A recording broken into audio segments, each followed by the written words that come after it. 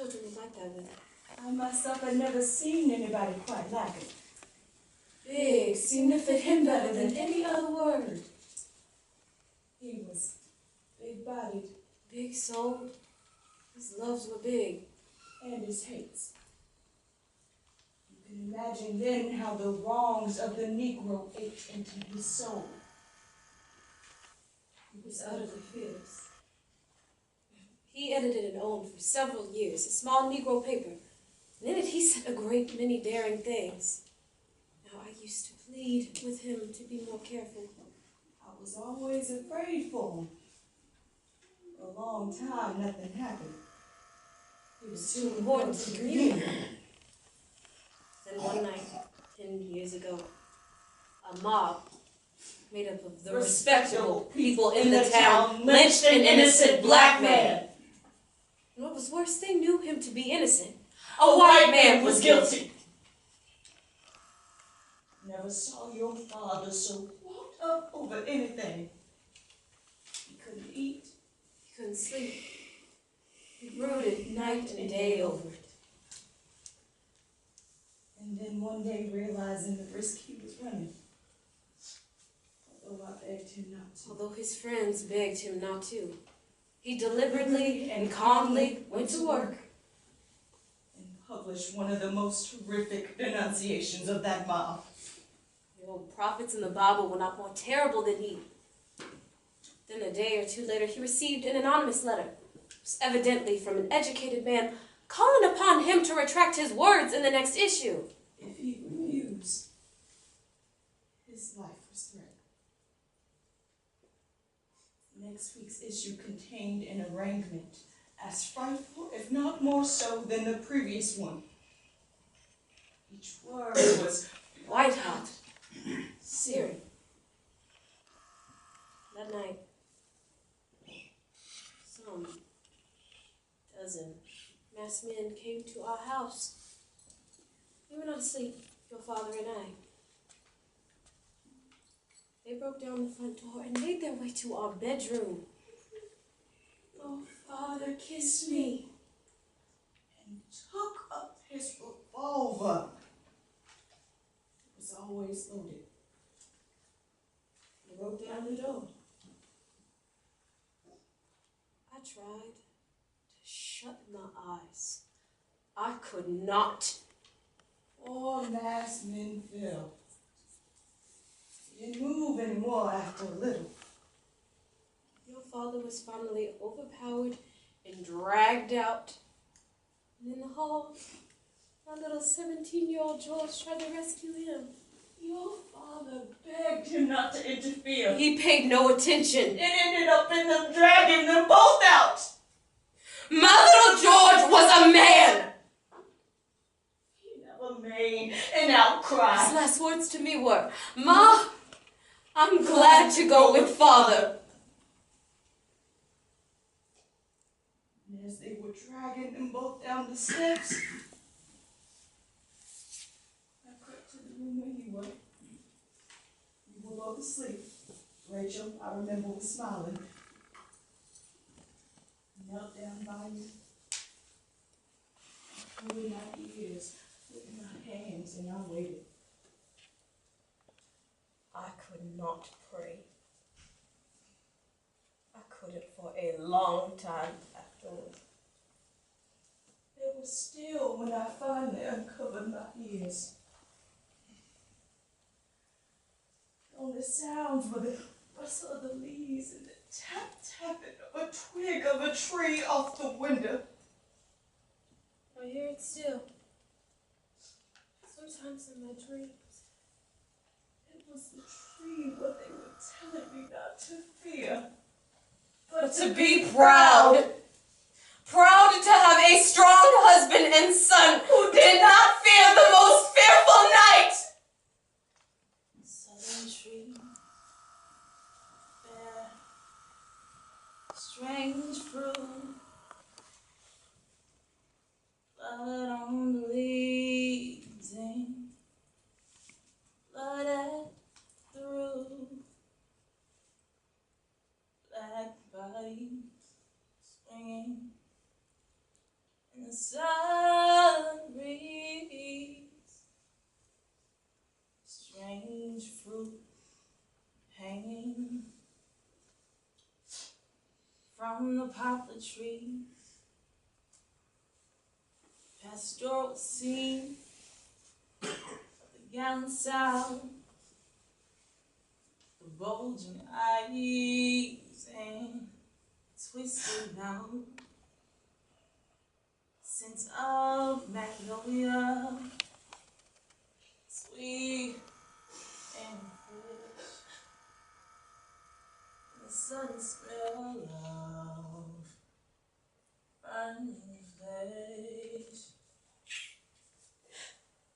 Here is a fruit the crows pluck, the rain to gather, for the wind to suck, for the sun to ride, for the tree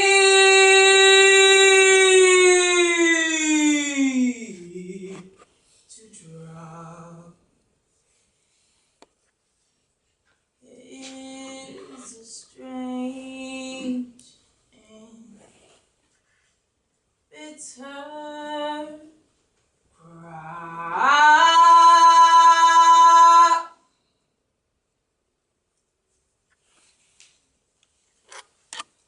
The day before, I was so excited because I was going to be one of the first Negro children to attend Central High School.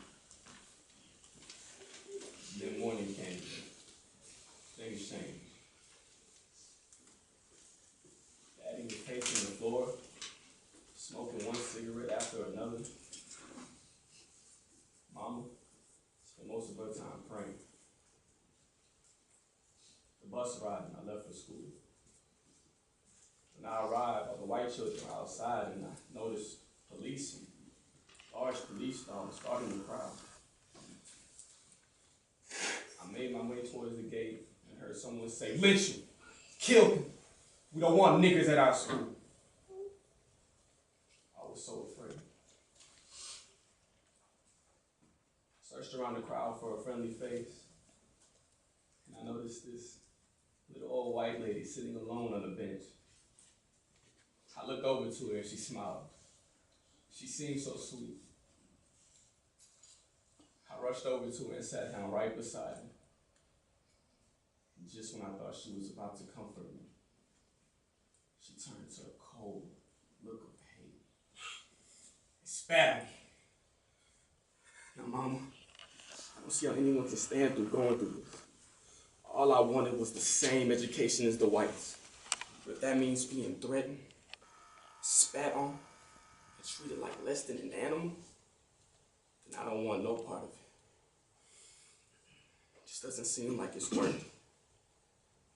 Like it's making a difference. Baby, so you tried once and you failed. You can't get lazy when things get crazy. Now listen to me. You are not the first to try this and you won't be the last. But I'm going to tell you this. We are going to keep on going until someday there will be a change. And I've been looking at that door a lot longer than you. What door? The front door.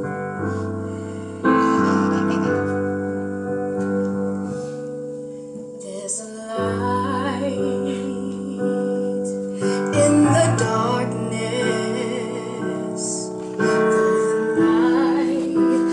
Black as my skin, there's a light burning bright, showing the light.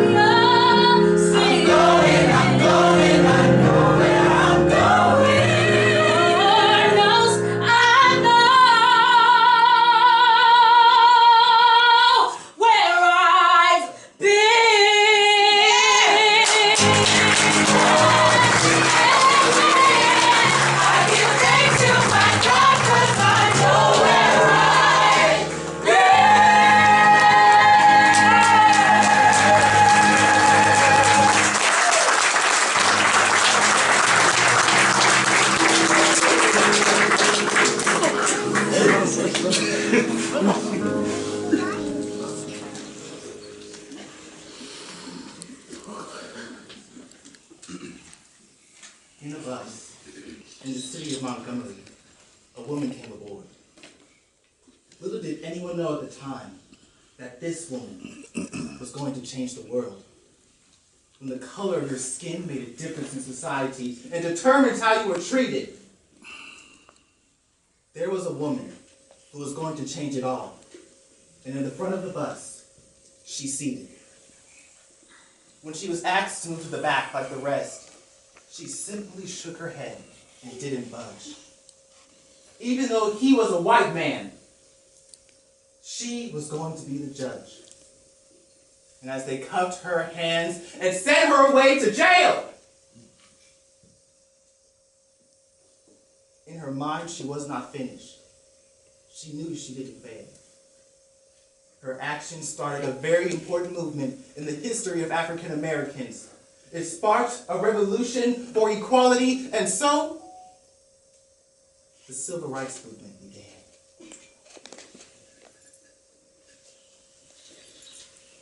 America is be true to what you said on paper.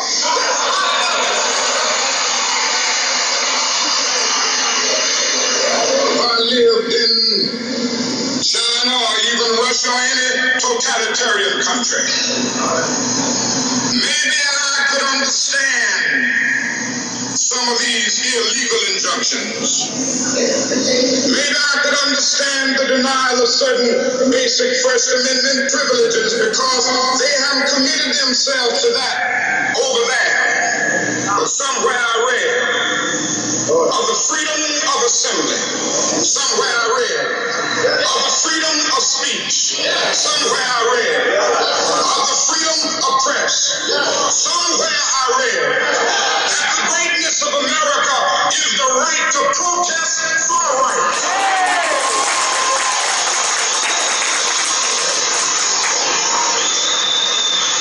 So just as I say we aren't going to let any dogs or water hoses turn us around, we aren't going to let any injunction turn us around.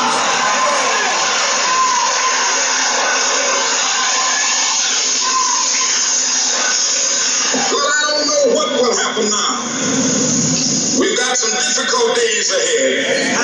But it really doesn't matter with me now, because I've been to the mountaintop.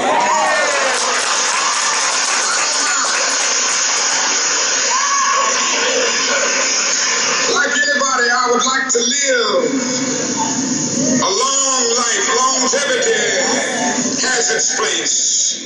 But I'm not concerned about that now. I just want to do God's will. And He's allowed me to go up to the mountain.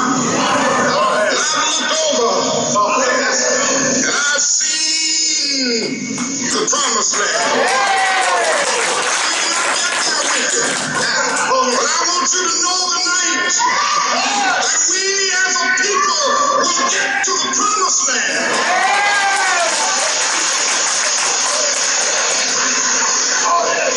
So I'm happy tonight. I'm not worried about anything. I'm not fearing any man.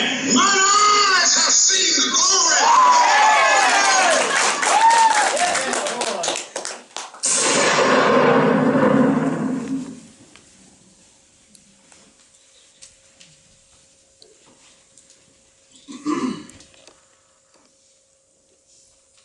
It was the shock that pierced the nation.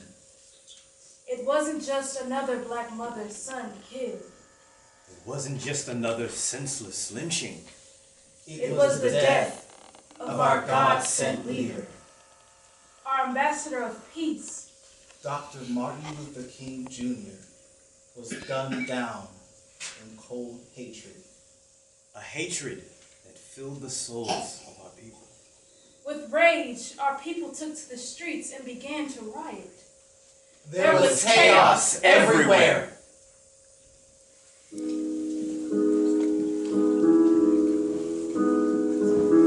Mother, there's many of you crying. Brother, there's many of you dying. You know we've got to find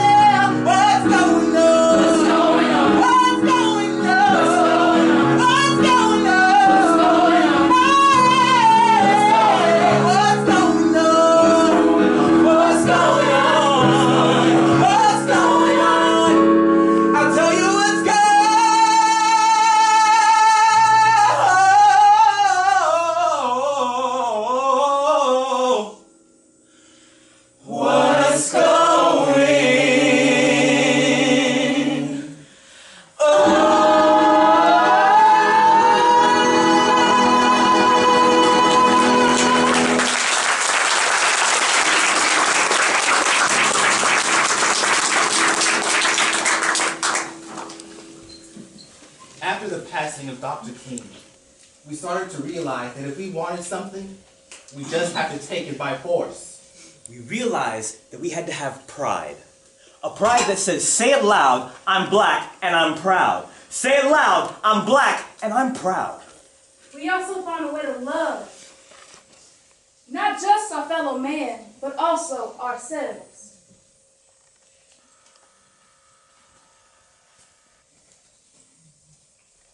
You may write me down in history with your bitter, twisted lies. You may trod me in the very dirt, but still, like dust, I'll rise. Does my sassiness upset you? Mm-hmm. Why are you beset with gloom?